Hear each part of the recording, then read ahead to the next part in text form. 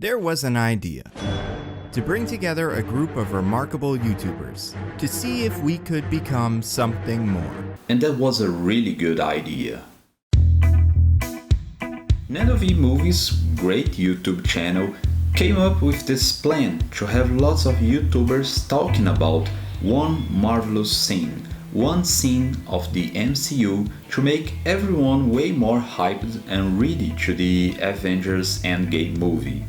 Well, I'm not a remarkable YouTuber and this is a small channel. But then I saw Blackscape channel doing his Dragon Ball universe comparison and a lot of small channels trying to do the same, and I was like, yeah, I must try it too. And the series made me think which scenes could be my marvelous scene. And as expected, some of them made to the list. And all end up being really great essays. And after seeing a lot of the scenes I thought of and come up with some other options, I chose this one because I realized something. Before the Ragnarok movie, I didn't even like Thor. And to say this out loud sounds amazing to me because I think the first Thor movie is nothing but okay, and The Dark World is really a bad movie. But even with this in mind, I never noticed I didn't like him, because Thor is written as a cool and likable character. He's portrayed this way, as this confident, charming and funny god. And you see, his first movie is this development arc when he is introduced, falls in disgrace and then have to prove himself worthy. This was written to make him more human for us. And well, this do and do not work. At the end of the day, we do see him more human than before, but do we really see him as a human? I don't think so. And I will not talk about the second movie because, being completely honest, I cannot do this without watching it again. It's so bad that I don't actually remember what the point was. Seriously, I hate that movie. But again, the reason I didn't notice this before is because he has chemistry with his Avengers partners. He's this big, fine dude, a great colleague, but I'm not sure if he's a great friend of the others. Until then, Thor has no important bond outside family and Asgard. Even the second film recognized this, that crap romance was just that, crap. And this is why Ragnarok is so important. Thor is nice, but only family and his people matters. He is an Avenger, he has colleagues, but he had no consistent bond with a human until make it with both Banner and the Hulk. Also, by the first time his people were really threatened, his land was doomed, and most important, he knew he must do something, even knowing he probably can't.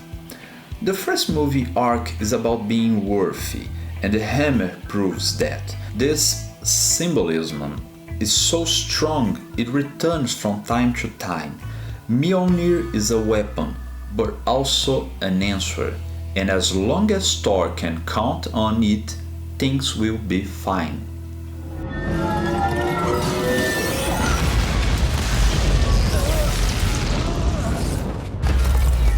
Oh boy. Now stand by a little. One thing people always point out about the difference between Marvel and DC is that DC movies try to replicate the Nolan's Batman tone, even for heroes whose this tone is unfit. That's the problem with the two first Thors. It's a comparison problem. Inside the Marvel universe, they look like DC movies. This is something Marvel fixed starting from the Guardians of Galaxy, with this vibrate and amazing coloring, visuals more fit to a space fantasy.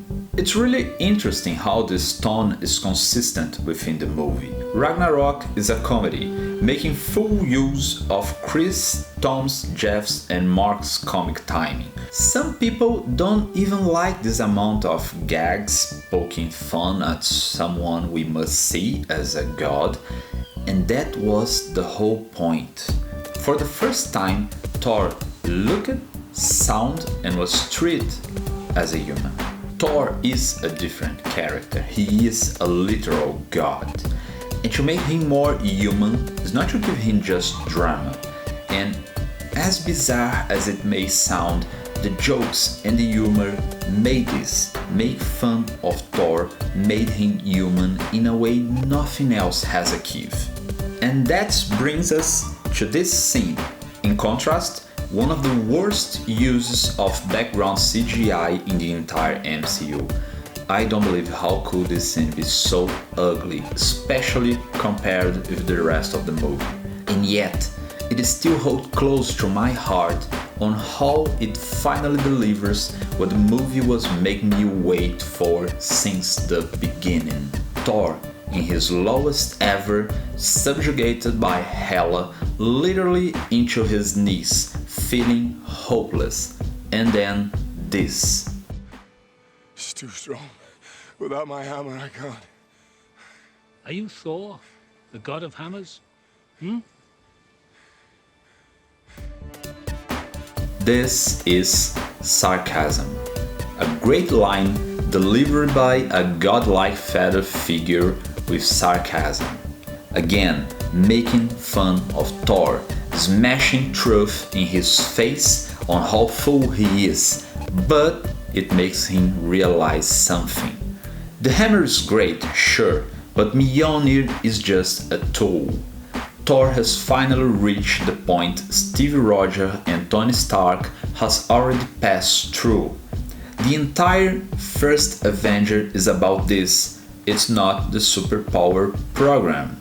The Iron Man 3, it's all about this, it's not the suit. And Ragnarok is the same, it's not the hammer. It's the person behind the tool that makes difference in the world. Thor, the god of thunder, have finally become human to me. Thanks for watching, I hope you like it. I would totally love to have made something more well constructed and edited, but I will totally miss the timing, so here we are. If you like anime, feel free to know my channel. I have a few content translate to English. It's not much, but I try. Help me grow, subscribe, and I hope I see you next time. Bye!